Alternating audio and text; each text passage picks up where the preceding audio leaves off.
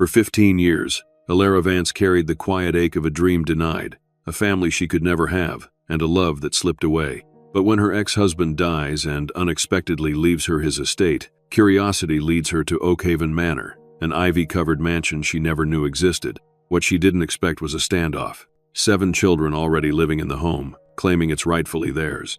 And behind their frightened eyes lies a truth her ex-husband kept hidden for years. The drive to Oakhaven took Alara through winding country roads she'd never traveled before.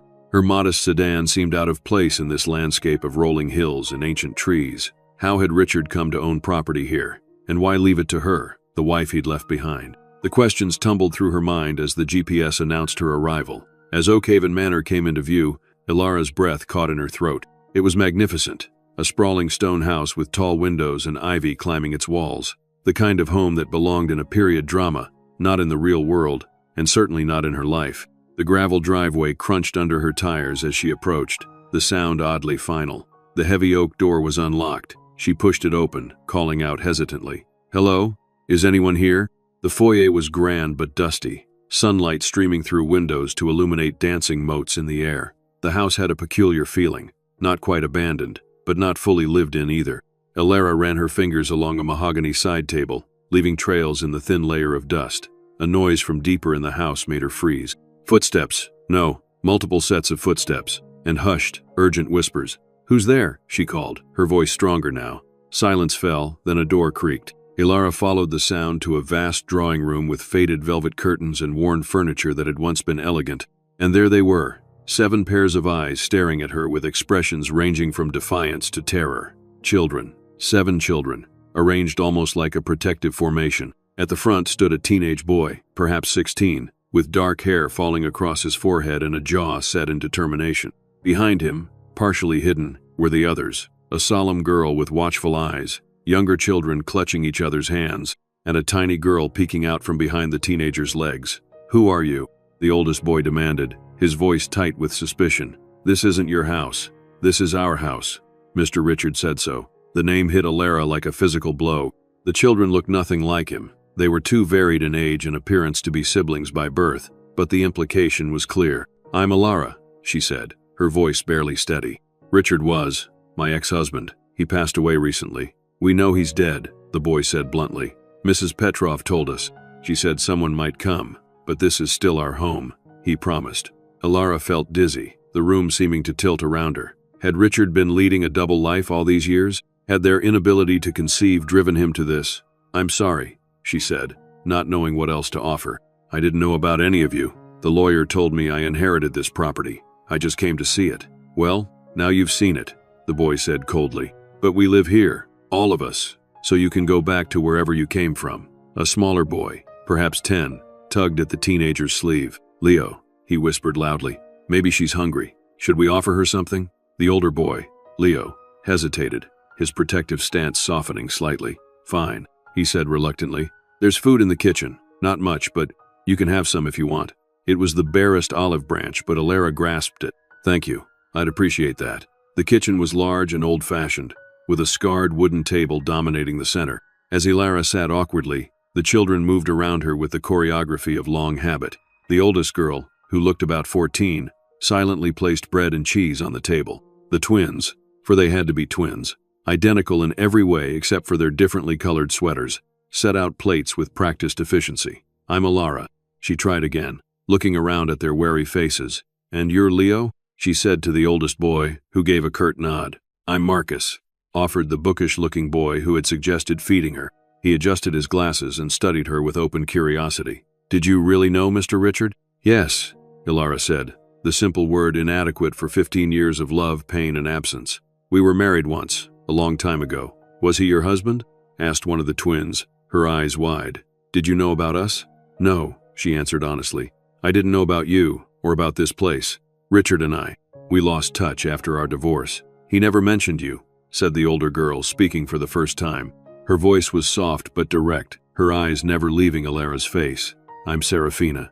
"And I'm Clara," said one twin.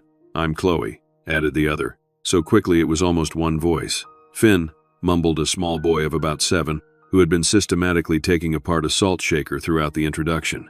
The smallest child, a little girl who couldn't be more than 5. remained silent, half hidden behind Leo's chair. "That's Lily," Leo explained, his voice softening when he looked at her. "She doesn't talk much to people she doesn't know. How long have you all lived here?" The children exchanged glances, a silent communication passing between them. "Different times," Leo finally answered. "I've been here the longest, almost 4 years. And Mr. Richard, he took care of you?" Another exchange of glances. "He came when he could," Serafina said carefully. "Mrs. Petrov checks on us most days. Make sure we have food, that we're doing our lessons." "You don't go to school?" Alara asked, alarmed. "We do school here," Marcus explained, warming to the subject. "We have books and computers. I'm doing algebra now, and Serafina's really good at science.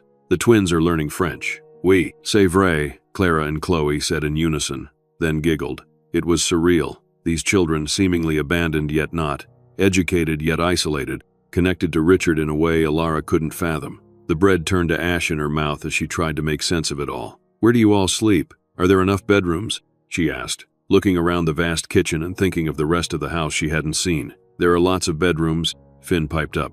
"I have my own, but sometimes I get scared and sleep with Leo." "You do not," Leo protested, his cheeks reddening slightly. "Do too," Finn insisted. Alara watched the interaction with growing bewilderment. They acted like siblings, teasing, protecting, exasperating each other. Yet they clearly weren't related by blood. "When was the last time you saw Mr. Richard?"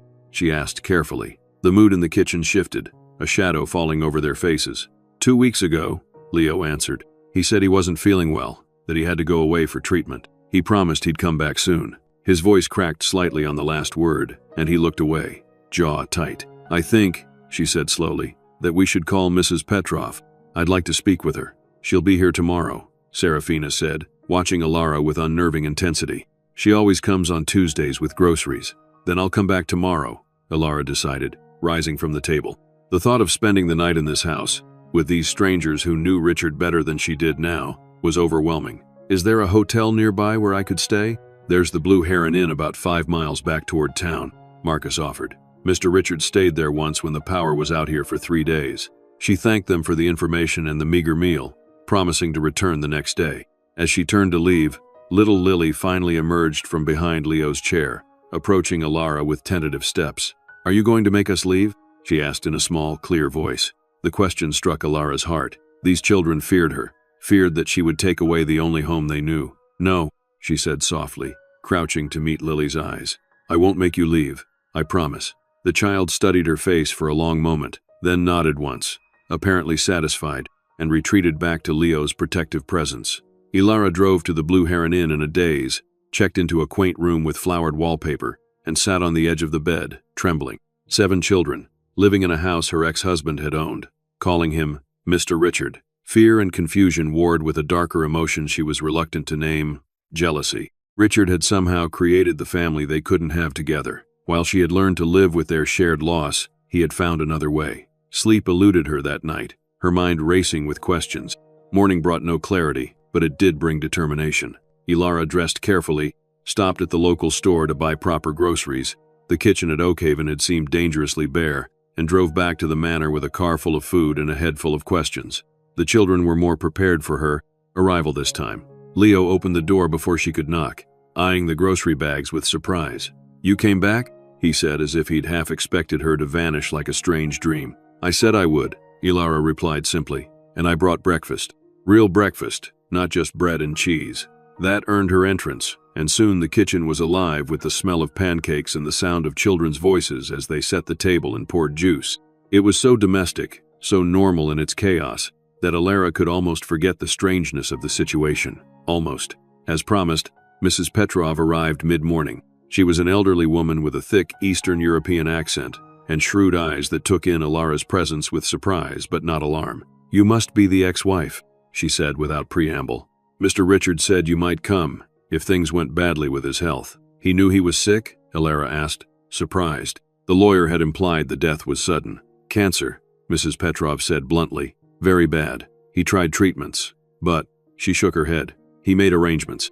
For the children, for the house. He was a good man, Mr. Richard. Complicated, but good." "These children," Alara began, lowering her voice so they wouldn't overhear in the next room. "Are they his?" Mrs. Petrov's eyebrows shot up, then she let out a short laugh. "His? No, Not by blood. They are his by choice, by heart. Each one, he found. Each one, he saved. Ilara frowned, not understanding. Saved? From what? Mrs. Petrov's expression grew solemn. From bad places, bad people. Some from the streets, some from homes that were not homes. Ilara's mind spun with this new information. Richard hadn't fathered these children. He had rescued them. The relief she felt was immediate and powerful, followed quickly by confusion. But why secretly? Why not through proper channels, adoption agencies, foster care? Mrs. Petrov sighed, polishing an old silver frame that held a photograph of the manor in better days. Mr. Richard believed the system would separate them, break the bonds they had formed. He had seen it happen before. With other children he tried to help. Here, they could be family. Different, yes, but family. That's… Ilara struggled for words. That's not legal. He can't just collect children. Perhaps not, Mrs. Petrov agreed with a shrug. But is it right to send them back? To the streets? To homes where they were hurt? The law is not always right, Ilara.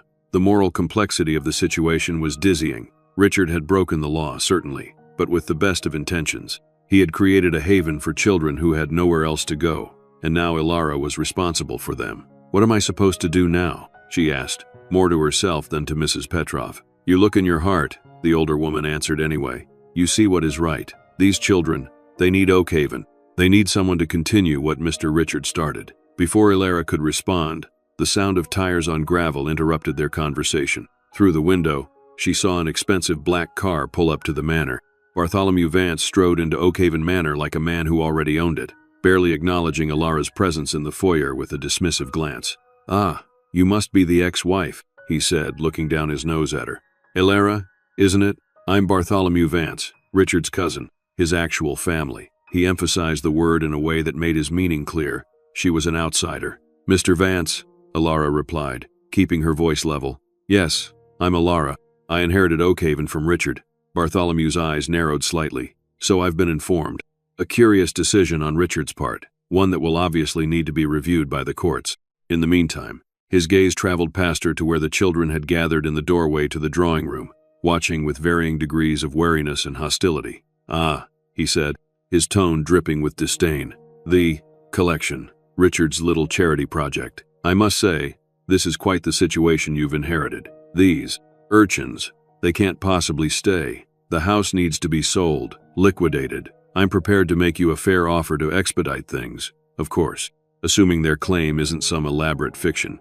Leo stepped forward, placing himself between Bartholomew and the younger children. We live here, he said firmly. Mr. Richard gave us his word. Did he now? Bartholomew's smile was cold. And I suppose he put that in writing? Made legal arrangements? No? How unfortunate. He turned back to Ilara. You see the problem. Squatters, essentially. No legal claim to the property. No documented relationship to Richard. It's a liability nightmare. Ilara felt a surge of protective anger. These children might be strangers to her, but Bartholomew's callous dismissal of them was unconscionable. They're children who need a home, she said firmly, and Richard clearly wanted them to have one here. Richard was dying, Bartholomew countered smoothly, not thinking clearly, making emotional rather than rational decisions. The courts will see that. In the meantime, I suggest you consider my offer. The longer this drags on, the messier it will become, for everyone. His gaze flicked meaningfully to the children again. The threat was thinly veiled. If Ilara didn't cooperate, he would find a way to remove the children from Oakhaven. They would be scattered to foster homes, or worse, back to the bad places Mrs. Petrov had mentioned. I'll need time to consider the legal ramifications, Ilara said carefully. I've only just learned about all of this. Of course, Bartholomew agreed with false magnanimity. Take a day or two. My lawyers will be in touch. He handed her a business card, then turned to leave, pausing only to add, oh, and do be careful about making any promises to these children. False hope can be so cruel. With that parting shot, he was gone, the sound of his expensive car fading down the driveway. He's going to try to take our home, Leo said flatly once Bartholomew was gone. It wasn't a question. He's going to try, Ilara agreed, seeing no point in sugarcoating the truth. But that doesn't mean he'll succeed. The children exchanged glances, a silent communication passing between them. It was Serafina who spoke next, her quiet voice somehow commanding attention. Mr. Richard said you would help us. He said you were kind, even though he hurt you. The words landed like stones in still water, ripples of confusion spreading through Ilara's mind. Richard spoke to you about me? Serafina nodded solemnly. not often. But when he knew he was very sick, he started telling us stories. About before, about you. A lump formed in Alara's throat. The thought of Richard, dying but still thinking of her, still believing in her kindness despite their broken past, was almost too much to bear. I don't know if I can help, she admitted honestly, but I want to try. To do that, I need to understand more about all of you, about how you came to be here. The children looked to Leo, their unofficial leader. He considered for a long moment, then nodded once. I'll show you, he said simply. He led Alara up the grand staircase to the second floor of the manor, the other children trailing behind like a strange procession. They passed numerous closed doors before Leo stopped at one that looked like all the others. He hesitated, his hand on the knob, then pushed it open. It was Richard's study. Alara knew it instantly, even though she'd never been in this house before. The space carried his essence, the leather-bound books, the antique desk, the fountain pen set just so. A wave of grief hit her unexpectedly. Here was tangible proof of the life he'd led without her, the years they'd spent apart, the man he'd become in her absence. Mr. Richard kept records, Leo explained, moving to the desk. About all of us, where he found us, what our situations were. He said it was important to document everything, in case anyone ever questioned our right to be here. He opened a drawer and removed a leather portfolio, handling it with reverence. Inside were files, neatly labeled with each child's name. You can read them, Leo said, passing the portfolio to Alara. They explain everything. The files contained official documents, birth certificates, medical records, school transcripts, alongside Richard's personal notes. As Alara read, the picture became clearer and more heartbreaking. Each child had a story of abandonment, neglect, or abuse. Richard had encountered each child through his philanthropic work with various youth organizations. In each case, he had seen the system failing to protect them, had witnessed the bureaucracy that would separate siblings or return children to dangerous situations. And so, he had created Oakhaven, a sanctuary outside the system, a place where these wounded children could heal together. It was illegal, certainly. It was reckless, arguably. But reading Richard's meticulous notes, the care he had taken with each child's education, health, and emotional well-being, Alara couldn't bring herself to condemn him. This wasn't the action of a man indulging a whim or building a collection, as Bartholomew had cruelly suggested. This was the work of someone deeply committed to saving children who had nowhere else to turn. She looked up to find all 7 children watching her, their expressions guarded but hopeful. They had been waiting for her judgment, she realized, waiting to see if she would understand or condemn what Richard had done. He tried to help you, she said softly.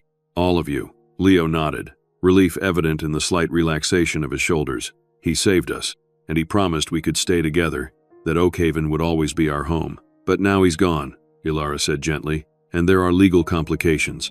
Bartholomew will challenge the will, try to force a sale of the property. So you're going to send us away, Finn said, his small face crumpling. Back to those places. No, Alara said firmly, surprising herself with a conviction in her voice. No, I'm not going to send you away. But we need to figure out a way to make this legal, to protect all of you in Oakhaven. How? Marcus asked, pushing his glasses up his nose.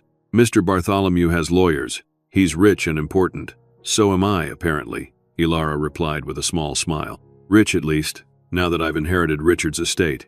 And that means I can hire lawyers too. Good ones. Hope bloomed on their faces, cautious but real. Even Leo, the most guarded of them all, seemed to stand a little straighter. You would do that? He asked. Fight for us? We're not. Yours. The question was layered with meaning. These children had been abandoned before, had learned the hard way not to trust adults who made promises. Why should they believe that Alara, a stranger, would stand between them and Bartholomew's ambitions? Richard believed I would, she said simply. He must have had his reasons for leaving Oakhaven to me rather than to Bartholomew or anyone else. I think he knew I would understand what he was trying to do here. Serafina, who had been quietly observing the entire exchange, suddenly moved to a small easel in the corner of the study. She picked up a sketchbook and a pencil, her movements quick and decisive. What are you doing? Alara asked, curious. Drawing you, the girl answered without looking up. I need to capture this moment. When you decided, the simple statement carried weight. Serafina was recording a turning point, a moment when Alara had chosen a path that would change all their lives. The responsibility of that choice settled over her like a mantle. As Serafina's pencil moved swiftly across the page, Alara turned back to the portfolio, searching for more clues about Richard's intentions. In the back of the folder, she found a sealed envelope with her name written on it in Richard's distinctive handwriting. With trembling fingers, she opened it. Inside was a letter, dated just 2 months earlier. Richard's handwriting was shakier than she remembered, evidence of his declining health. Ilara took a deep breath and began to read. "My dearest Ilara," the letter began, "if you're reading this, then I am gone, and you have discovered the secret of Oakhaven. I owe you an explanation, though I know it may not be enough to earn your forgiveness for my silence." Richard went on to explain how he had started finding and helping vulnerable children shortly after their divorce. It had begun with Leo, a chance encounter that had awakened something in Richard, a need to protect, to provide the safe haven he and Ilara had once dreamed of creating for their own children. "I couldn't save our marriage," he wrote. "I couldn't give you the children we both wanted so desperately, but I found I could save these children, give them the home and family they deserved. It became my purpose, my redemption." He explained his fear that the legal system would separate the children, returning some to dangerous situations, sending others into the foster care labyrinth. Oakhaven had begun as a temporary solution, but as the children bonded with each other, as they began to heal and thrive together, he couldn't bear to disrupt the family they had become. "I know what I've done exists in a legal gray area," the letter continued. "I've bent rules, called in favors, created documentation that skirts the edges of the law. I'm not proud of these methods, but I am proud of the results. These children are safe, they are loved, they are family to each other now." The final paragraphs were the most difficult to read, filled with regret for their broken marriage and hope for the future of the children he would leave behind. "I'm leaving Oakhaven and everything else to you, Ilara, because I know you'll understand what these children need, even if you don't approve of how I brought them together. You always had the biggest heart of anyone I've ever known. That heart broke when we couldn't have children of our own. Perhaps fate, in its curious way, has led you here to be the strength I sometimes lacked, to be the true guardian these children deserve." The letter ended simply, "With enduring love and hope for your forgiveness, Richard." Ilara lowered the letter, aware of tears streaming down her face. The children watched her in solemn silence, even little Lily seeming to understand the gravity of the moment. "He loved you," Serafina said quietly, still sketching. "Not just before. At the end, too."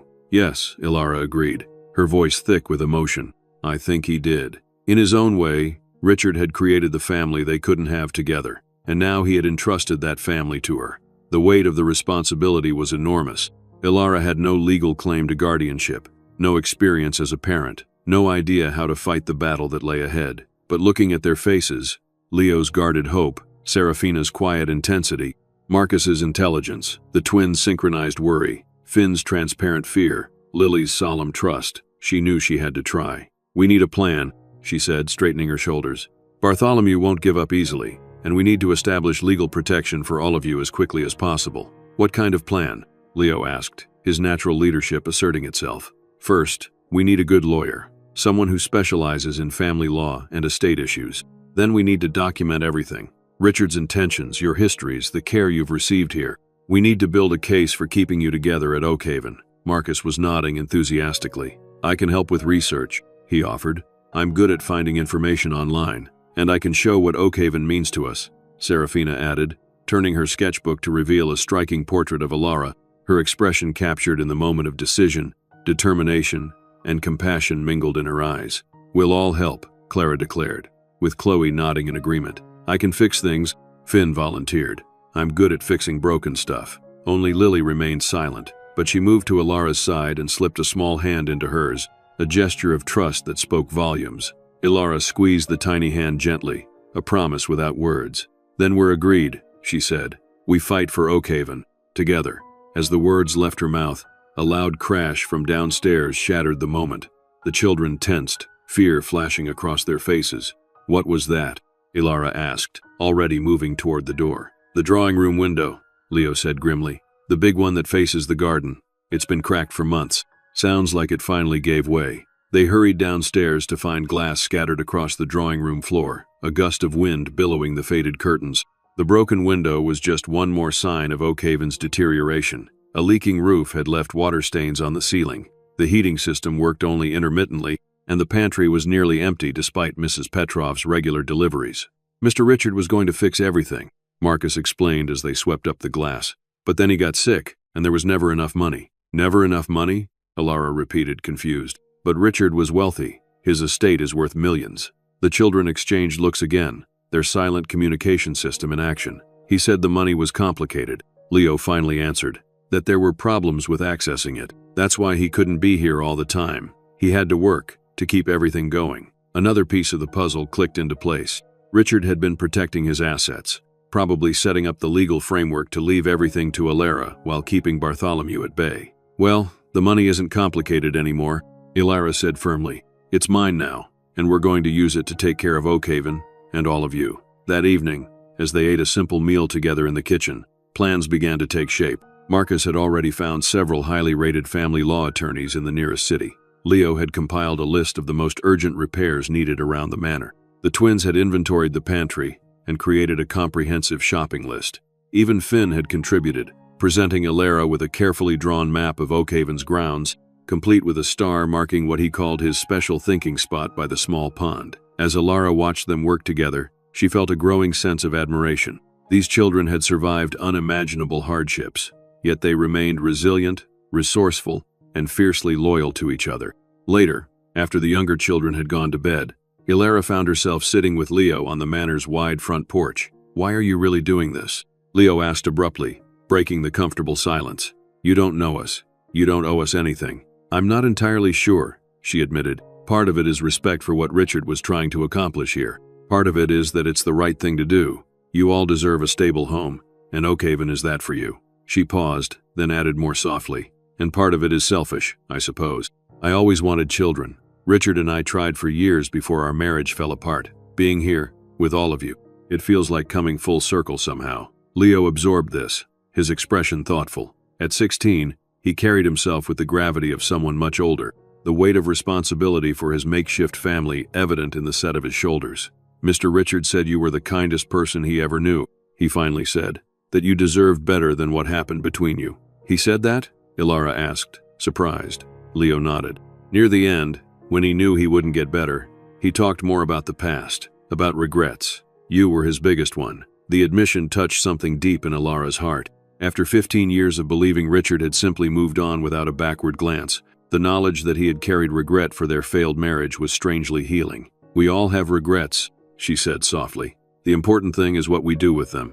Richard channeled his into creating this place, saving all of you. That's a beautiful legacy." "And what about your regrets?" Leo asked, his perceptiveness belying his years.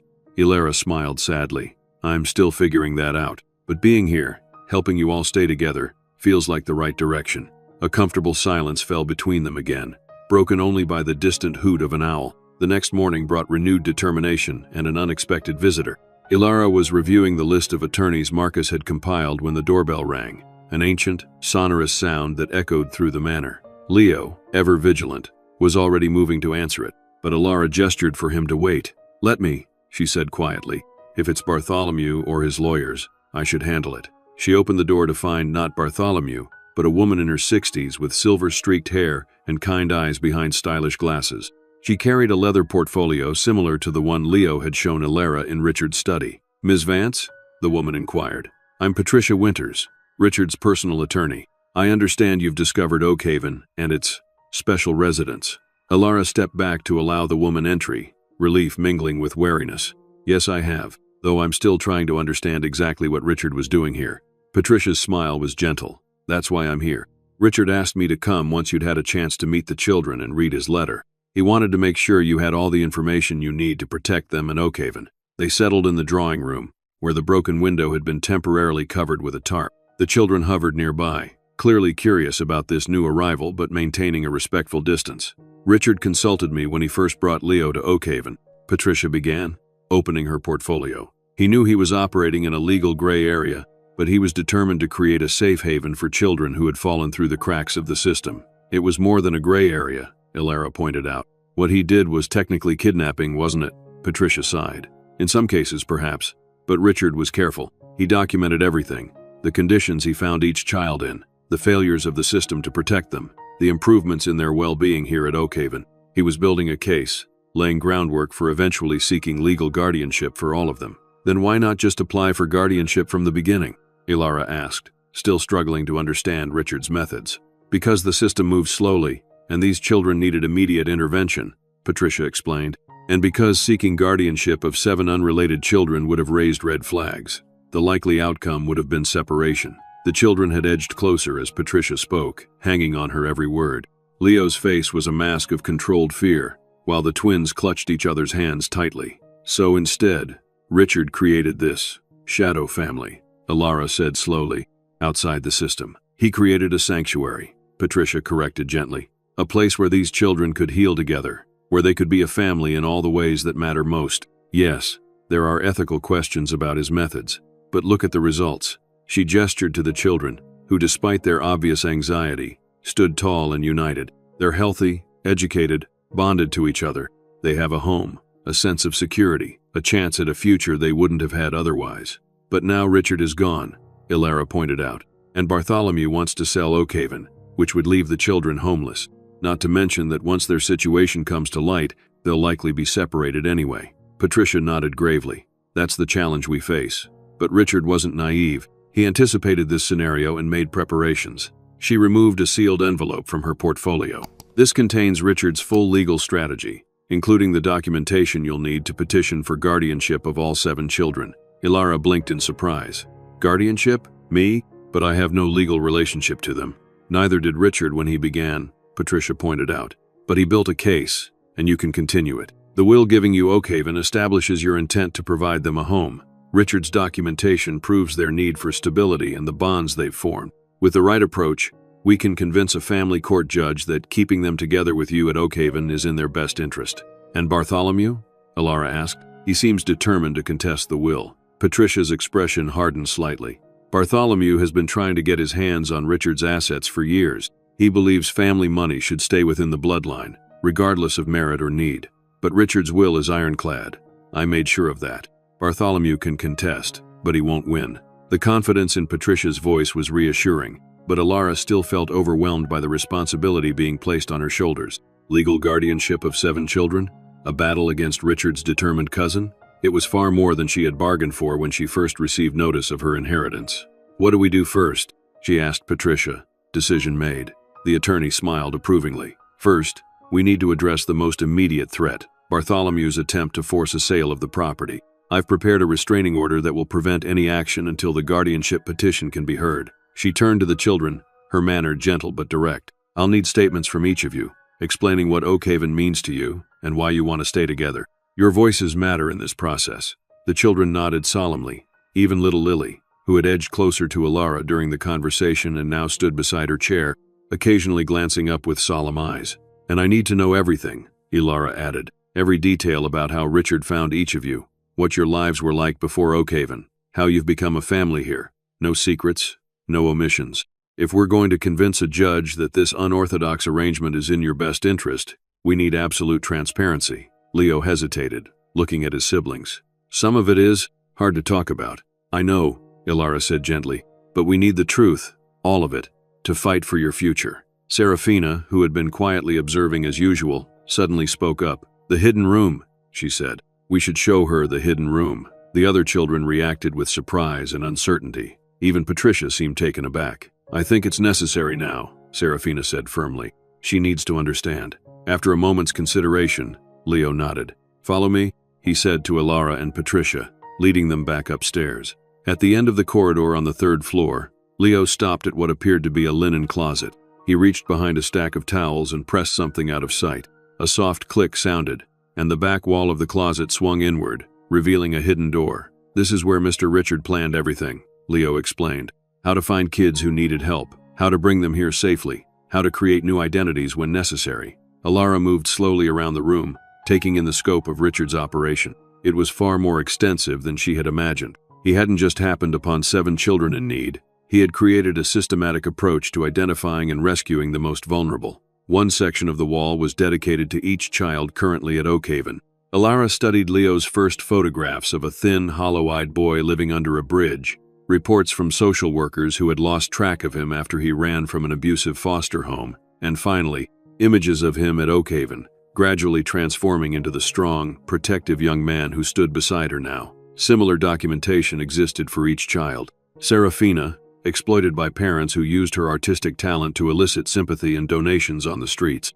Marcus, intellectually gifted but bounced between relatives who resented his presence after his mother's incarceration. The twins, Clara and Chloe, who had fled their mother's dangerous boyfriend and were living in an abandoned building when Richard found them. Finn, discovered in a home so filthy and neglected that he had developed respiratory problems from the mold. And Lily, the youngest, found abandoned at a bus station, too traumatized to speak, with no identification and no one searching for her. In each case, Richard had documented the system's failures: overworked social workers, inadequate foster placements, bureaucratic delays that left children in dangerous situations. And in each case, he had provided what was needed: safety, stability, education, medical care, and most importantly, a family. He was building evidence, Patricia said quietly, studying the wall, not just to justify his actions, but to expose the gaps in the system. He believed that eventually, when the children were secure and their futures guaranteed, he could use this documentation to advocate for broader reforms. Alara's eyes were drawn to a section of the wall devoted to newspaper clippings about child welfare failures: kids who died in abusive homes while under state supervision, siblings separated by the foster system never to be reunited, teenagers aging out of care with no support and ending up homeless or incarcerated. This was personal for him, she realized aloud. It wasn't just about creating the family we couldn't have. It was about saving children the system was failing. Yes, Patricia confirmed. After your divorce, Richard threw himself into philanthropic work, particularly with youth organizations. The more he saw, the more determined he became to make a difference. Oakhaven became his mission. Alara moved to the desk in the center of the room, where a leather-bound journal lay open. Richard's handwriting filled the pages, entries dated and meticulous. She began to read, understanding blooming as she absorbed his words. May 12th, she read aloud. Encountered a boy today at the downtown youth center. Leo, 12 years old, clearly living on the streets despite being officially in the foster system. When I approached, he ran. His fear was palpable. I followed at a distance and discovered he's been sleeping under the Westridge Bridge. Made inquiries about his case. His file shows 3 previous foster placements, the last ending when he fled after alleged physical abuse. The investigation was inconclusive due to insufficient evidence. The system has essentially abandoned him. I cannot. She turned the page, continuing to read entries documenting Richard's gradual earning of Leo's trust, his discovery of Oakhaven Manor for sale, his decision to create a safe haven outside the system's reach. June 3rd, she read, brought Leo to Oakhaven today. His disbelief was heartbreaking. He kept asking when I would send him back, what I wanted from him in return for shelter. Trust will take time, but seeing him sleep in a real bed, eat a full meal without fear, begin to relax even marginally, I know this is right.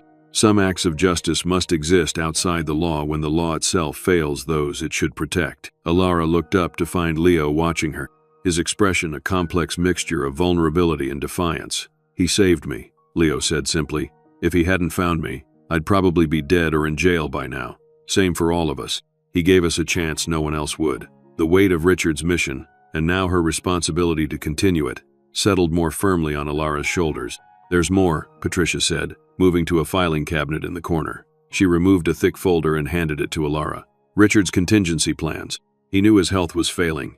Knew Bartholomew would challenge the will. That evening, as the children helped prepare dinner in the kitchen, a far more substantial meal than their previous bread and cheese, Alara observed the natural rhythm they had developed. Leo supervised, assigning tasks with the casual authority of an older brother. Serafina set the table with artistic precision. Marcus measured ingredients with scientific accuracy. The twins worked in perfect tandem, one washing vegetables while the other chopped. Finn darted between them all, fetching items from high shelves or low cupboards. Even little Lily contributed, carefully folding napkins into triangles and placing them beside each plate. They were a family in all the ways that mattered. The thought of them being separated, scattered to different placements within the system, was unbearable. As they gathered around the table, a moment of awkward silence fell. In the past, it had always been Richard who sat at the head of the table, who guided their evening routine. Now, that place remained empty, a tangible reminder of their loss. Leo should sit there, Alara said quietly. He's been taking care of everyone since Richard became ill. Leo looked startled, then grateful. He took the seat with a nod of acknowledgement to Alara, understanding the gesture for what it was, respect for the role he had already assumed within their unusual family. Dinner conversation flowed more easily than Alara had expected. The children, perhaps reassured by Patricia's visit and Alara's commitment to fight for them, began to open up. Stories emerged, funny incidents from their time together at Oakhaven, memories of Richard that made them laugh and sometimes tear up, hopes for the future now that Alara had entered their lives. Mr. Richard said you loved books, Marcus ventured during a lull in the conversation.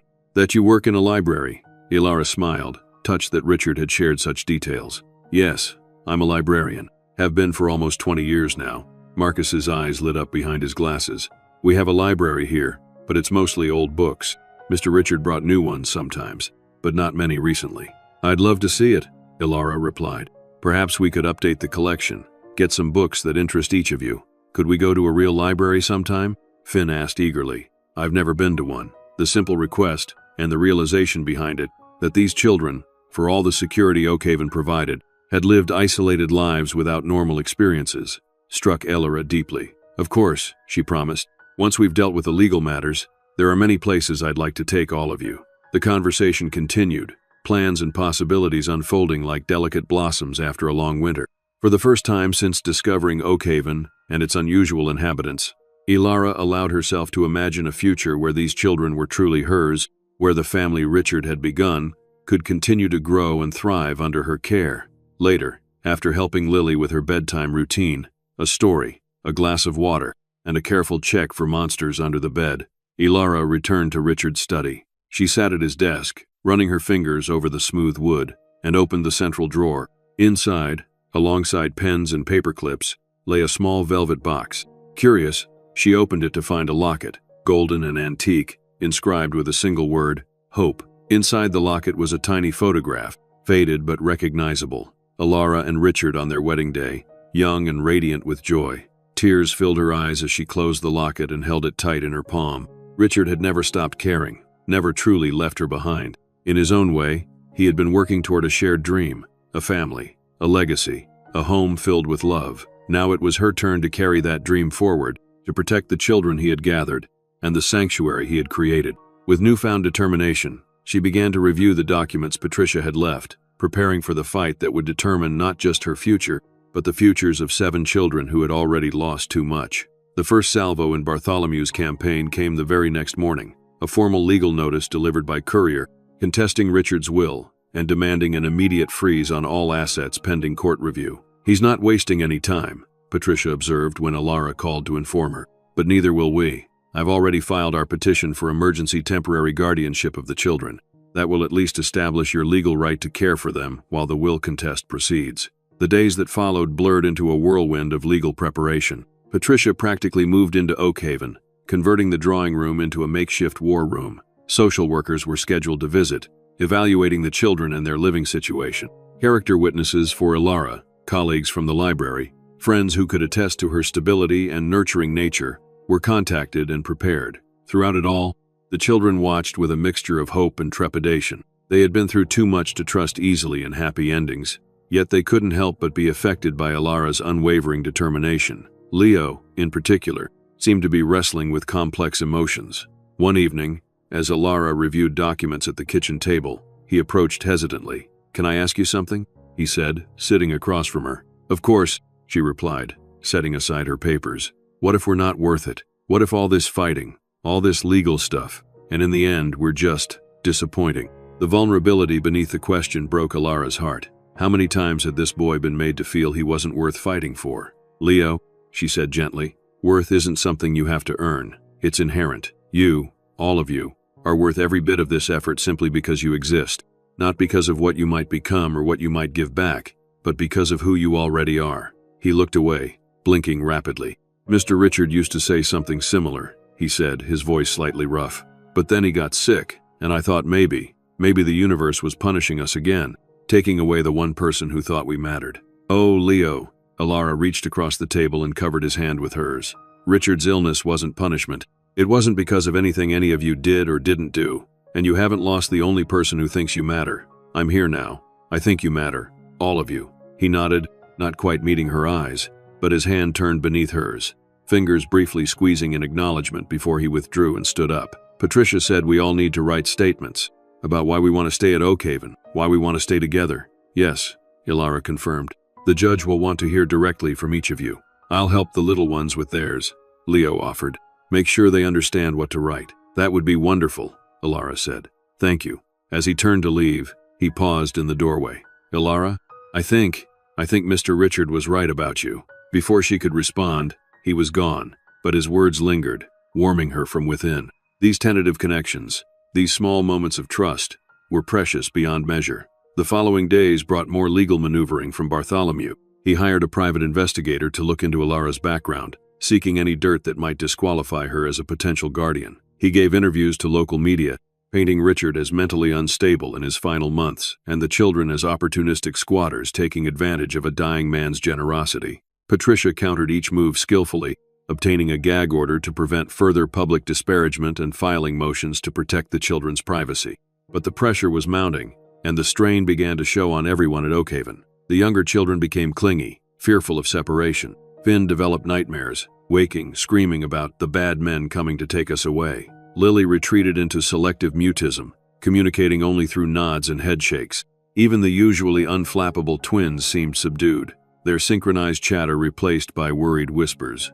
Ilara did her best to shield them from the worst of the legal battle, maintaining routines and creating moments of normalcy amid the chaos.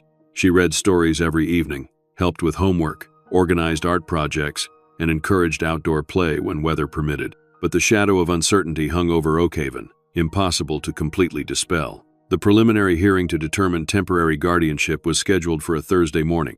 Ilara spent the night before in Richard's study, rehearsing her testimony, imagining every question the judge might ask, every argument Bartholomew's lawyers might present. Morning dawned clear and crisp, a beautiful autumn day that belied the tension gripping the household. Ilara dressed carefully, wanting to project responsibility and stability. The children gathered in the foyer to see her off, a solemn line from Leo down to little Lily, who clutched a drawing she had made for the judge. "Remember what Patricia said," Ilara told them gently. "You don't need to worry about the legal details. The judge just needs to know that you're safe and happy here, that you want to stay together." "What if the judge doesn't care what we want?" Marcus asked, voicing the fear they all shared. "What if he just follows the rules?" "Then we'll appeal," Ilara said firmly. "We'll keep fighting. This is just the first step, not the last word." Leo stepped forward, surprising everyone by giving Ilara a quick, awkward hug. "Good luck," he said simply, then stepped back, embarrassed by his own display of emotion. One by one, the other children offered their own versions of encouragement. Serafina pressed a sketch into Ilara's hand. The twins presented matching good luck charms they had made. Marcus offered statistical probabilities of success, surprisingly encouraging. Finn gave her a rock he deemed super powerful, and Lily silently attached her drawing to Ilara's folder of documents. Touched beyond words, Ilara could only smile through tears as she thanked them and promised to return with good news. The courthouse was imposing, all marble columns and solemn dignity. Patricia waited on the steps, briefcase in hand, her expression confident. "Ready?" she asked as Ilara approached. "As I'll ever be," Ilara replied, taking a deep breath. Inside, they were directed to a smaller courtroom where family court proceedings were held. Bartholomew was already there, impeccably dressed and flanked by two attorneys who exuded expensive competence. He nodded curtly to Ilara, his expression betraying nothing. The proceedings began with formal introductions and a summary of the case by the judge, an older woman with shrewd eyes and a no-nonsense demeanor. Bartholomew's lawyers presented their case first, arguing that Richard had been mentally compromised by his illness and medication, that his decision to leave his estate to his ex-wife defied logical explanation, and that the children at Oakhaven were essentially victims of Richard's declining judgment, who should be placed in proper foster care. When it was Patricia's turn, she methodically dismantled each argument. She presented the medical evaluations confirming Richard's mental competence when he updated his will. She detailed the care and planning that had gone into creating Oakhaven as a sanctuary for vulnerable children. And most powerfully, she submitted the children's statements, each one a testament to the family they had formed, and their desire to remain together under Ilara's guardianship. Then it was Ilara's turn to testify. As she took the stand, she felt a strange calm settle over her. The nervousness that had plagued her all morning dissolved, replaced by absolute clarity of purpose. These children needed her, and she needed them. It was as simple and as profound as that. "Miss Vance," the judge began, "you're seeking temporary guardianship of 7 children, to whom you have no biological relation, whom you met only recently, and whose legal status is, to put it mildly, complicated. Why should this court entrust their care to you?" Ilara took a deep breath. "Your Honor, when I first learned of my inheritance, I was as surprised as anyone. I hadn't spoken to Richard in 15 years. I certainly didn't expect to find 7 children living in a house I never knew existed. But in the short time I've known them, I've come to understand why Richard created Oakhaven and why he entrusted it, and them, to me." She went on to describe each child briefly. She explained the bonds they had formed with each other, the stability Oakhaven provided, and the progress they had made academically and emotionally since finding sanctuary there. These children have already been failed by the system once. They've already experienced separation, loss, and trauma. Oakhaven gave them a second chance, a place to heal together. I'm asking this court to allow that healing to continue, to keep them together in the home they know, with a guardian who is committed to their well-being and their future. The judge considered this, then asked the question Alara had been dreading. Ms. Vance, you have no experience as a parent. You're a single woman in your 50s with a modest income from your position as a librarian. Taking on 7 children with complex needs would be challenging for anyone, let alone someone in your circumstances. What makes you think you're capable of providing appropriate care? Alara paused, considering her answer carefully. Your Honor, it's true that I don't have experience as a parent in the traditional sense, but I do have experience nurturing young minds through my work as a librarian.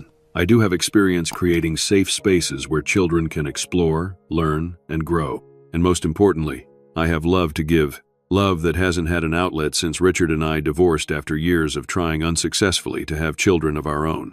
She took a deep breath and continued. As for my modest income, the inheritance from Richard includes substantial financial resources specifically designated for the children's care and education. There are provisions for health care, college funds, and maintenance of Oakhaven itself. I'm not wealthy in my own right, but I am now the steward of resources that will ensure these children want for nothing. The judge nodded thoughtfully. And what about your personal life? Are you prepared to set aside your own pursuits, your own interests, to focus on raising 7 children? Your Honor, Alara replied with a small smile. My personal life has been waiting for something like this for a very long time. I've built a good life, a meaningful one, but there has always been an emptiness where family should be. These children need someone who will put them first, and I am not only willing but eager to be that person. The questioning continued for nearly an hour, with Bartholomew's lawyers attempting to paint Alara as naive at best and opportunistic at worst. They suggested she was using the children to secure the inheritance, that her interest in them would wane once the estate was firmly in her possession, that she was romanticizing a responsibility she couldn't possibly fulfill. Through it all, Alara remained steady, answering each query with honesty and conviction. When asked about her plan if guardianship was granted, she outlined a comprehensive approach to the children's education, health care, and emotional well-being, incorporating the resources Richard had already put in place, and adding her own ideas for helping them integrate more fully into the community. Finally, the judge called for closing statements. Patricia delivered a passionate plea for keeping the children together at Oakhaven with Alara as their guardian, emphasizing the trauma separation would cause and the stability continuation would provide. Bartholomew's attorney countered with arguments about proper procedures, the dangerous precedent of rewarding Richard's extra-legal activities, and the importance of following established child welfare protocols. As the hearing neared its conclusion, Alara remembered the drawing Lily had given her. She removed it from her folder and asked if she might submit it as a final piece of evidence. The judge, intrigued, agreed. The drawing was simple but powerful. 7 small, distinct birds huddled together under the protective wings of a larger bird, with Oakhaven Manor sketched softly in the background, its windows glowing warmly. At the bottom, in wobbly letters, Lily had written, "Our home, our family, please."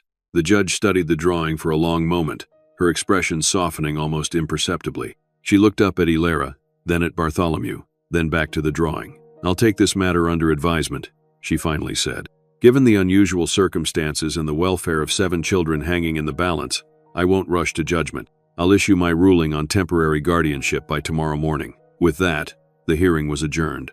Alara felt drained but cautiously optimistic as she gathered her things to leave. Patricia squeezed her arm encouragingly. "You did wonderfully," the attorney said. The judge was listening, really listening.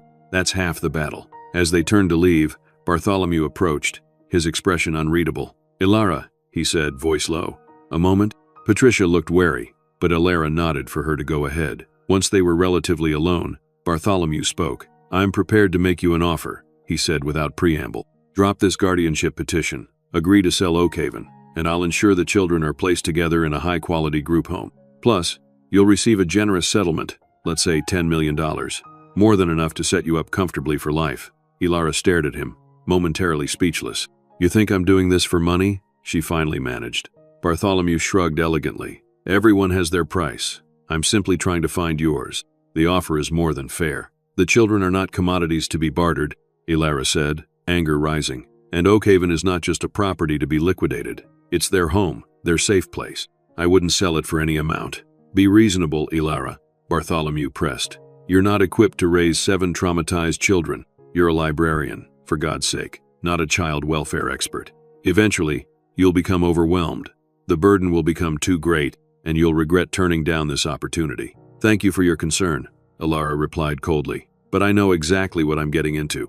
And unlike you, I see these children as people, not problems. Now, if you'll excuse me, I need to get back to Oakhaven. My family is waiting. She turned and walked away, leaving Bartholomew staring after her with narrowed eyes. His offer had only strengthened her resolve. This wasn't about money or property or even Richard's wishes anymore. It was about 7 children who deserved to stay together, who deserved a champion who would fight for them no matter what. When Ilara returned to Oakhaven, she found the children waiting anxiously in the drawing room, a space they had transformed during her absence. The broken window had been properly covered, the faded curtains replaced with blankets in cheerful colors, and a banner hung across the fireplace reading, "Welcome home, Ilara," in carefully painted letters. "We wanted to surprise you," Marcus explained as she took in the changes, "to show you that we care about Oakhaven too, and we wanted to make it pretty for when you came back with good news," Clara added hopefully. "The judge is going to decide by tomorrow morning," Ilara told them, touched by their efforts. She listened carefully to everything we presented. "I think we have a good chance." "But what if she says no?" Finn asked in a small voice. Ilara crouched down to his level, looking him directly in the eyes. "Then we try another approach. We appeal, we adapt, we keep fighting. I promised I wouldn't give up on you, and I meant it." Finn studied her face, searching for reassurance. "Pinky promise?" he asked, holding out his small finger. "Pinky promise." Ilara agreed solemnly, linking her finger with his. That evening, they gathered in the kitchen as usual, but the atmosphere was charged with nervous anticipation. No one could focus on homework or normal activities.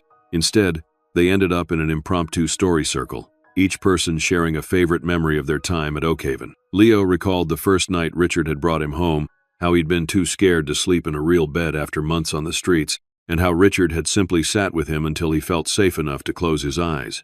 Serafina remembered discovering the art supplies Richard had bought specifically for her, recognizing her talent when even she didn't believe in it. Marcus described the day Richard brought home a telescope, setting it up on the manor's roof so they could study the stars together. The twins reminisced about their first real birthday party, with cake and decorations and presents. Simple pleasures they'd never experienced before Oakhaven. Finn talked about learning to repair things alongside Richard, the pride he felt when he fixed his first appliance. Even Lily contributed, whispering to Leo, who translated for the group. She says her favorite memory is when the nightmares stopped, when she realized the bad people couldn't find her here. "What about you, Ilara?" Marcus asked. "Do you have a favorite memory of Mr. Richard?" The question caught her off guard. Her memories of Richard were complicated, tangled with love and loss and the pain of their divorce. But looking at the children's expectant faces, she knew she needed to share something meaningful. "There was a day," she began slowly, "early in our marriage. We were walking in the park, and we came across a little girl who had lost her mother. She was crying, so frightened. Richard immediately went to her, knelt down so he wasn't towering over her, and spoke so gently. He made her laugh through her tears, kept her calm while I went to find a park ranger. When we reunited her with her mother, the look on his face." Ilara smiled at the memory. "I knew then what a wonderful father he would be someday. It didn't happen the way we planned, but looking at all of you, I can see he found his way to fatherhood after all." The children absorbed this glimpse into a Richard they had never known, the young man full of hope, before cancer and complicated legal maneuverings, before Oakhaven itself. It created a connection, a thread linking their lives with Richard to his earlier life with Ilara. As bedtime approached, no one seemed eager to separate. Eventually, they all ended up in the drawing room, blankets and pillows spread across the floor in an impromptu slumber party. It wasn't planned, but it felt right, all of them together on this night of uncertainty, drawing comfort from each other's presence. Ilara settled into an armchair, keeping watch as the children gradually drifted off to sleep. Leo was the last to succumb, his protective instincts warring with his exhaustion. "Get some rest," Ilara told him softly. "I'll wake you if there's any news." He nodded, finally allowing his eyes to close. Ilara watched over her makeshift family, these children who had already claimed a piece of her heart, and silently promised to protect them with every resource at her disposal. Morning came with pale sunlight filtering through the improvised curtains. The children stirred, immediately alert, remembering the significance of the day. Patricia called just as they were finishing breakfast. Ilara took the phone into the hallway. aware of 7 pairs of eyes following her, breath held collectively. When she returned to the kitchen, her expression gave away the news before she could speak. Her smile was radiant, her eyes bright with happy tears. "The judge granted temporary guardianship," she announced. "All of you can stay at Oakhaven, with me as your guardian, while the permanent arrangements are settled." The kitchen erupted in cheers and tears and hugs. Even Leo, usually so reserved, joined in the celebration, his relief palpable. It wasn't a final victory. The battle for permanent guardianship and the contest over Richard's will still loomed, but it was a crucial first step. They would remain together at Oakhaven. They would have time to become a real family. As the celebration continued around her, Ilara felt a small hand slip into hers. She looked down to find Lily gazing up at her with solemn eyes. "Thank you," the little girl whispered, speaking directly to Ilara for the first time, "for fighting for us." Ilara crouched down, meeting Lily at eye level. "Always," she promised softly, "I will always fight for you, all of you." And in that moment, Ilara knew with absolute certainty that she had found her purpose, her family, her home. The weeks following the temporary guardianship ruling brought both challenges and joys to Oakhaven. Bartholomew, thwarted in his immediate plans but undeterred, shifted his strategy to contest the will itself, claiming Richard had been unduly influenced by his illness and medication. Patricia assured Ilara that his chances of success were minimal given the precautions Richard had taken, but the legal battle continued to simmer in the background of their daily lives. Meanwhile, Oakhaven itself was undergoing a transformation. With access to Richard's accounts now formalized, Ilara set about addressing the manor's most pressing needs. The roof was repaired, eliminating the persistent leaks that had stained the ceilings. The heating system was overhauled just in time for the approaching winter. The broken window in the drawing room was replaced with energy-efficient glass that kept the drafts at bay. But the most significant changes weren't physical. They were the subtle shifts in dynamics as Ilara and the children adjusted to their new reality as a legal family, albeit a temporary one for now. One evening, Ilara found Leo sitting alone on the porch steps, staring out at the darkening grounds of Oakhaven. She settled beside him, respecting his silence for a few moments before speaking. "Penny, for your thoughts?" she offered gently. Leo glanced at her, then back at the twilight landscape. "Just thinking about change," he said. "How fast everything has happened. First Mr. Richard getting sick, then you showing up, now all this." He gestured vaguely, encompassing the legal battles and home improvements. "It's a lot to process," Ilara acknowledged. "Especially for you. You've been carrying so much responsibility for so long." Leo shrugged, a typically teenage gesture at odds with his usual maturity. "Someone had to. The little ones needed stability." "They still do," Ilara said, "and they still look to you. That hasn't changed." "But it has," he countered, finally meeting her eyes. "You're in charge now. You're the guardian.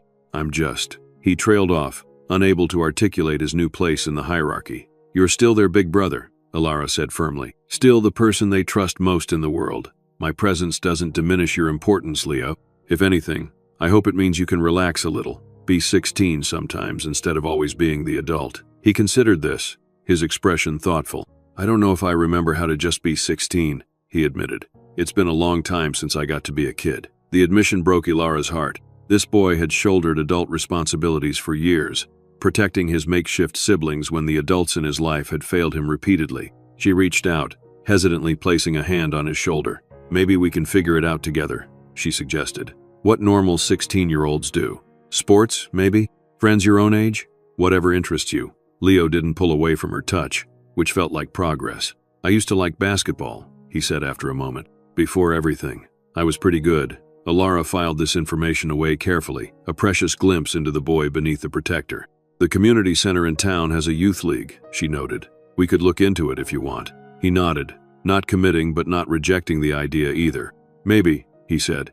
Then, after a pause, "Thanks for understanding that they still need me." "Of course they do," Ilara said softly. "And so do I. We're partners in this, Leo. I'm not trying to replace you or push you aside. I'm trying to give you the support you deserve, the chance to be both their brother and just yourself." He absorbed this, something easing in his perpetually tense shoulders. "Partners," he repeated, testing the word. "I think I can work with that." It was a small moment, but a significant one. The beginning of trust between them, of a relationship that honored both his role in the children's lives and his own need to occasionally be a child himself. With Serafina, connection came through art. Ilara converted a sunny room on the second floor into a proper studio, filling it with quality supplies, paints, canvases, charcoals, and clay. The girl's talent was extraordinary, her ability to capture emotion and essence in her work far beyond her 14 years. "My parents used to make me draw on the street," Serafina confided one afternoon as they worked side by side. Ilara on a modest watercolor, Serafina on a complex portrait. "They'd tell people I was a prodigy, that they needed money for special art schools, but they just spent it on themselves. That must have been difficult," Ilara said carefully, honored by the rare glimpse into Serafina's past. The girl seldom spoke of her life before Oakhaven. Serafina's brush never faltered as she continued. "I stopped drawing for a while after Mr. Richard brought me here. I thought maybe art was just tainted, connected to bad things. But he bought me supplies anyway, left them in my room, said that my gift was mine, not theirs, that I could reclaim it. He was right," Ilara said softly. "Your talent is extraordinary, Serafina, and entirely your own." The girl glanced up, a rare smile lighting her solemn face. "I'm doing a series now, portraits of everyone at Oakhaven, to document our family. Would you sit for me sometime?" The request, so simply made but carrying such weight of acceptance, brought tears to Ilara's eyes. "I would be honored," she said. For Marcus, connection came through learning. The bookish boy thrived with Ilara's librarian expertise at his disposal, delighting in her recommendations and their discussions of everything from quantum physics to ancient mythology. Together, they organized Oakhaven's neglected library, ordering new books to fill gaps in the collection, and creating a cozy reading nook where anyone could curl up with a good story. "Mr. Richard tried to help with my studies," Marcus explained as they cataloged books one rainy afternoon, "but he wasn't really a academic person. He was more practical. Different kinds of intelligence are valuable in different ways," Ilara observed. "Richard was brilliant at understanding people, at seeing what they needed." Marcus nodded thoughtfully. "Like how he knew Leo needed responsibility, but Finn needs freedom. Or how he figured out that the twins shouldn't be separated even though most foster placements would have split them up." "Exactly," Ilara agreed. "That's emotional intelligence, just as important as academic knowledge." "Do you think," Marcus hesitated, pushing his glasses up his nose nervously, "do you think I could go to a real school someday? Not that I don't like our homeschooling," he added hastily, "but I sometimes wonder what it would be like, to be in classes with other kids, to have different teachers for different subjects." Ilara considered the question seriously. "I think that's definitely something we could explore," she said. "When things settle a bit with the legal situation, would you want to go alone, or do you think any of the others might be interested?" Marcus brightened at her openness to the idea. Serafina might, though she'd never admit it. She's curious about art classes, and the twins would want to go together, of course. Finn's probably not ready yet, and Lily. He trailed off, both of them knowing the youngest child still struggled with trust and social interactions. "We could look into options," Ilara suggested. "Maybe starting with part-time enrollment for those who are interested, so it's not too overwhelming. We'll figure it out together." The conversation sparked a larger family discussion about education, with each child expressing their needs and fears around schooling. The twins were enthusiastic about the social aspects, but worried about being separated into different classes. Leo was hesitant, concerned about fitting in after so long outside the traditional system. Finn was adamantly opposed, still too traumatized by his early experiences to consider conventional schooling. Ultimately, they decided on a hybrid approach. Marcus would enroll in the local middle school's advanced program 3 days a week, while continuing homeschooling the other days. Serafina would attend art classes at the community center, a gentle introduction to instruction outside Oakhaven. The twins and Leo would continue homeschooling for now, with regular social activities in town to expand their circle beyond the manor. Finn and Lily would remain entirely at home until they felt more secure. It wasn't a perfect solution, but it was a thoughtful one, tailored to each child's needs and comfort level. The conversation itself was a milestone, the first time they had made a major decision together as a family, with Ilara guiding but not dictating the outcome. The twins, Clara and Chloe, presented a unique challenge. So accustomed to being treated as a unit, they struggled with developing individual identities. Ilara made a point of spending time with each girl separately, discovering their subtle differences. Clara had a talent for languages, while Chloe excelled at mathematics. Clara was slightly more adventurous, Chloe more contemplative. Together, they were a formidable force. Apart, they were two distinct, fascinating individuals still discovering themselves. "No one ever bothered to tell us apart before," Clara confided during a one-on-one baking session with Ilara. "Even our mom just called us the girls most of the time." "That must have been frustrating," Ilara said, showing Clara how to knead dough properly. "Sometimes," the girl admitted, "but it was also kind of nice, having someone who was always on your side." who always understood. When things were bad at home, at least we had each other. And you still do, Alara assured her. Being individuals doesn't mean losing your special connection. It just means you each get to shine in your own way, too. Clara considered this as she worked the dough. I think I'd like that, she decided. To be Clara, not just one of the twins, but without leaving Chloe behind. That's exactly right, Alara smiled. You're both extraordinary together and separate. Finn, with his boundless energy and mechanical curiosity, flourished with structured outlets for his talents. Alara set up a workshop in the old gardening shed, safely equipped for his tinkering. Under Leo's supervision, Finn was allowed to disassemble and repair small appliances, learning how things worked while developing patience and focus. Mr. Richard used to let me help fix stuff too, Finn explained as he and Alara organized the workshop. He said I had engineer hands. He was right, Alara agreed, watching the boy's deft movements as he sorted tiny screws. You understand how things fit together in a special way. Is that why I can't go to regular school yet? Finn asked suddenly. Because other parts of me don't fit together, right? The question caught Alara off guard with its insight. What makes you think that, Finn? He shrugged, not meeting her eyes. I know I'm different. I get too excited sometimes. I can't sit still like Marcus. I talk too much, or about weird things, and I get scared of stuff that doesn't scare other kids. Alara crouched down to his level, waiting until he looked at her. Finn, there's nothing wrong with how you're put together. Your brain works in an amazing, unique way. It's not about fitting in with what's normal. It's about finding the right environment where you can thrive being exactly who you are. And that's here? At Oakhaven? For now, yes, she confirmed. But eventually, when you're ready, we'll find a school that appreciates your special way of thinking. There are places like that, with teachers who understand that not everyone learns the same way. He brightened at this. Really? Schools for kids like me? Really, she promised. And until then, we'll keep learning here, in ways that work for you. Deal? Deal, he agreed enthusiastically, immediately returning to his sorting with renewed focus. Little Lily remained the most challenging to reach. Her traumatic early years had left deep scars, manifesting in selective mutism, nightmares, and extreme caution with new people and situations. But slowly, with infinite patience, Alara began to earn her trust. It started with bedtime stories, Lily listening silently from a careful distance. Gradually, she edged closer each night, until eventually she was nestled against Alara's side as they read together. Then came whispered comments about the stories, a precious word or two offered like rare gifts. Progress measured in moments of connection rather than dramatic breakthroughs. One night, after a particularly soothing bedtime routine, Lily spoke her longest sentence yet to Alara. Are you going to be our forever mom? She asked in her small, clear voice. The question pierced Alara's heart with its simplicity and significance. I hope so, she answered honestly. I'm doing everything I can to make that happen. Lily nodded, processing this. Mr. Richard said you would be. He said you had the biggest heart. He told you about me? Alara asked gently, touched by the revelation. Lily's solemn eyes studied her face. I think maybe he was right, she decided. Then, without further comment, she snuggled down into her blankets, apparently finished with this momentous conversation. Alara tucked her in, marveling at the resilience of this tiny girl who had endured so much yet remained capable of trust, of hope. Good night, sweetheart, she whispered. Sweet dreams. Night, Alara. Mom, came the drowsy reply. The hyphenated title, a bridge between past and future, a tentative step toward permanent connection. As the weeks turned to months, Oakhaven transformed from a neglected mansion to a true home. The children's personalities began to imprint on the space.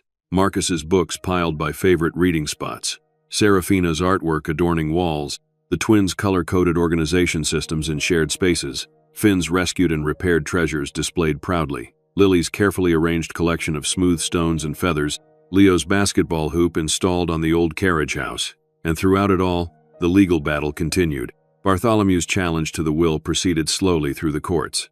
Each delay a small victory for Alara and the children, giving them more time to solidify their family bonds and strengthen their case for permanent guardianship. Patricia kept them updated on developments, her visits becoming social as well as professional as she was drawn into the warmth of Oakhaven's unusual family.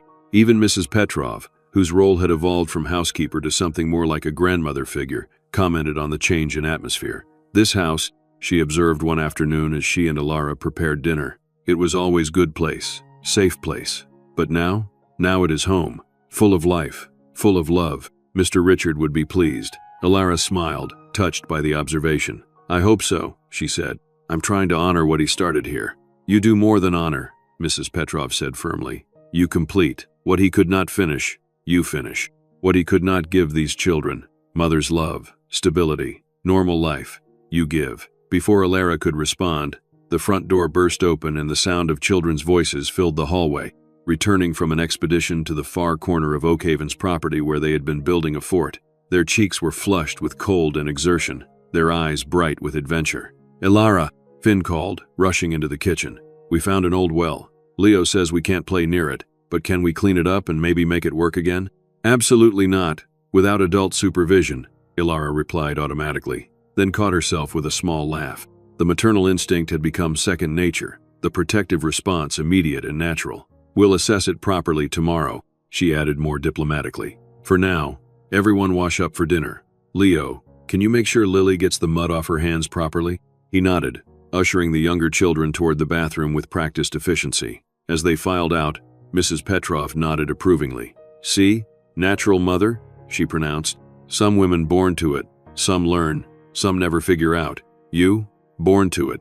Just took time to find your children. The simple statement brought unexpected tears to Alara's eyes. She had spent so many years grieving what she couldn't have, a biological child with Richard, that she had never fully considered other paths to motherhood. Now, through the strangest of circumstances, she had found herself responsible for 7 children, each with their own needs, traumas, and gifts. And somehow, improbably, it felt right. It felt like the family she was always meant to have. The final hearing for permanent guardianship was scheduled for early spring, almost 6 months after Alara had first discovered Oakhaven and its unusual inhabitants.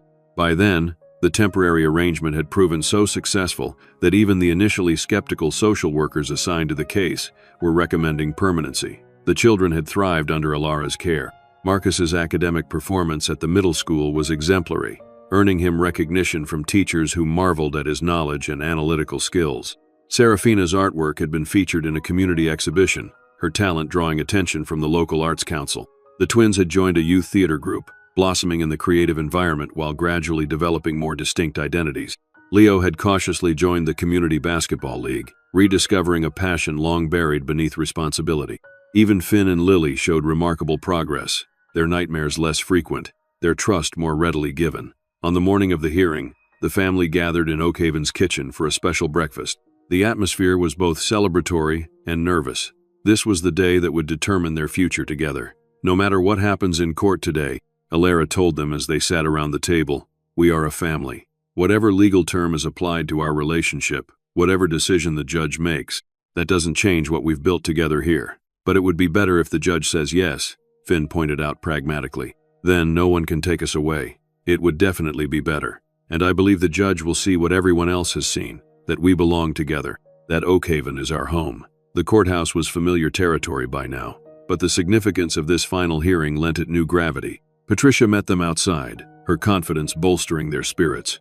We're in excellent shape, she assured Alara as they walked in together. The home studies have been impeccable, the children's progress well documented, and Bartholomew's challenge to the will is on the verge of being dismissed entirely. Barring any unforeseen complications, I expect today to go very smoothly. The hearing itself was less dramatic than Alara had feared. The judge, the same woman who had granted temporary guardianship months earlier, reviewed the extensive documentation of the children's progress under Alara's care. She questioned each child briefly but gently, focusing on their feelings about the permanent arrangement rather than rehashing their difficult pasts. Leo spoke of finding balance between responsibility and his own needs, of learning to trust an adult again after years of disappointment. Serafina described how art had become healing rather than exploitative under Alara's encouragement. Marcus enthusiastically detailed his academic achievements and plans for the future. The twins talked about discovering their individual strengths while maintaining their special bond. Finn explained proudly how he was learning to channel his energy and curiosity into constructive projects. And Lily, in a moment that brought tears to many eyes in the courtroom, simply said, "She's my Alara, mom now. I want her to be my forever mom too."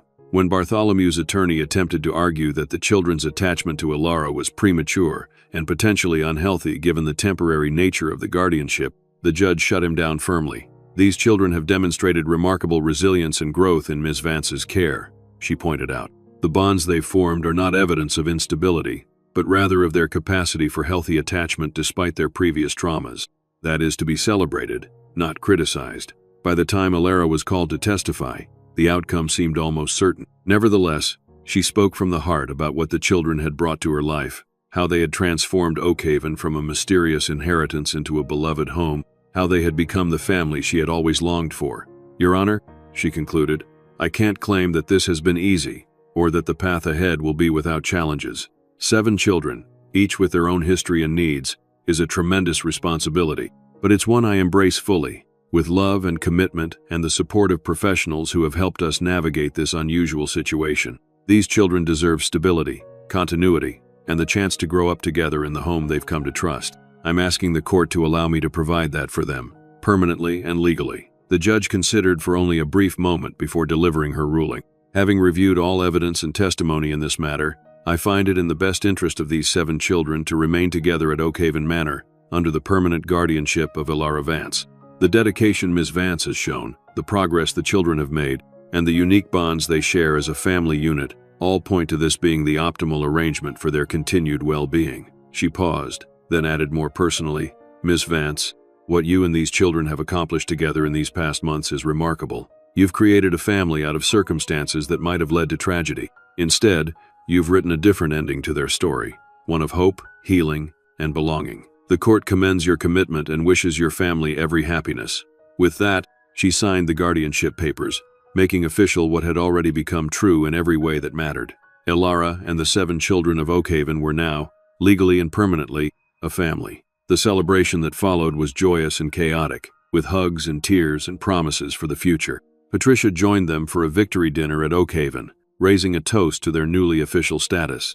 Even Mrs. Petrov allowed herself a glass of champagne, her usual stoicism melting into genuine happiness for the family she had helped sustain through difficult times.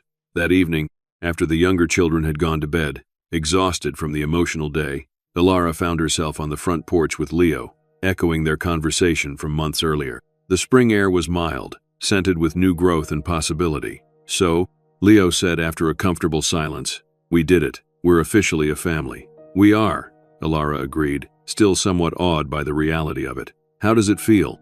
Leo considered the question seriously. Good, he decided.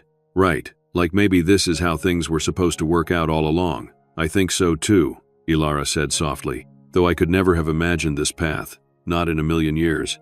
Do you ever? Leo hesitated, then pressed on. Do you ever regret that Mr. Richard isn't here to see it? To see what you've done with what he started? Alara smiled sadly. I do.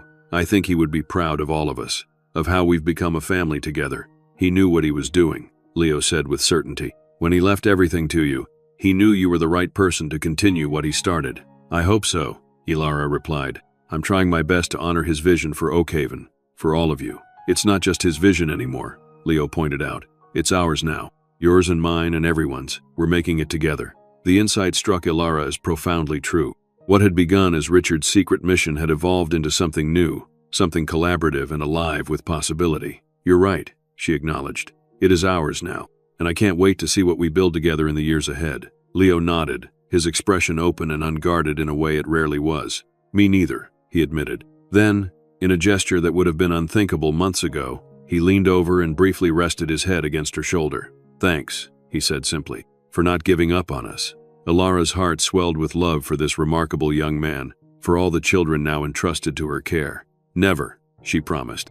Not in a million years. The next morning, as sunlight streamed through Oakhaven's many windows, Alara found Serafina in the drawing room, putting the finishing touches on a large canvas.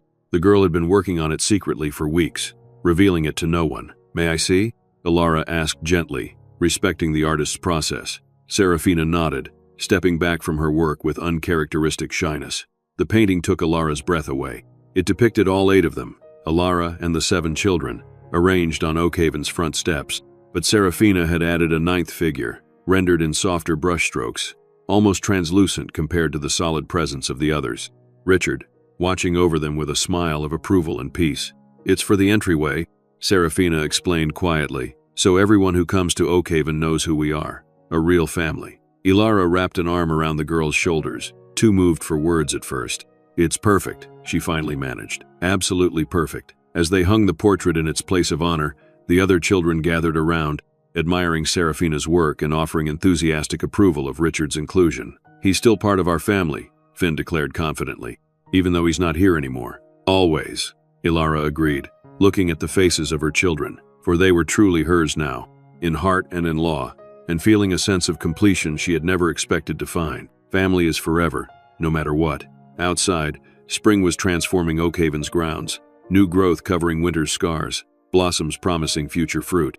Inside, a family forged in unusual circumstances continued their own transformation, healing old wounds and building new dreams together. And somewhere, Ilara liked to think, Richard was watching over them all, satisfied that his final gift had found its perfect purpose. If this story touched your heart, please consider subscribing to our channel for more tales of love, redemption, and second chances. The final image of Oakhaven shows the manor at sunset, windows glowing with warm light. On the front porch, Ilara sits surrounded by her children, a book open on her lap. Their laughter carries on the evening breeze, a melody of belonging and joy. Inside, Serafina's portrait watches over the entryway, a visual testament to the family they've become. And beside it, in a small, simple frame, sits Richard's locket with its inscription of hope, a reminder of the past that led to this unexpected, beautiful present. For in the end, Ilara Vance hadn't just inherited an estate laden with secrets. She had discovered the family her heart had always sought, proving that sometimes the most precious inheritances aren't measured in money or property, but in the love that transforms strangers into family. At Oakhaven Manor, that transformation was complete, a testament to the magical ways fates can indeed be uncovered and rewritten.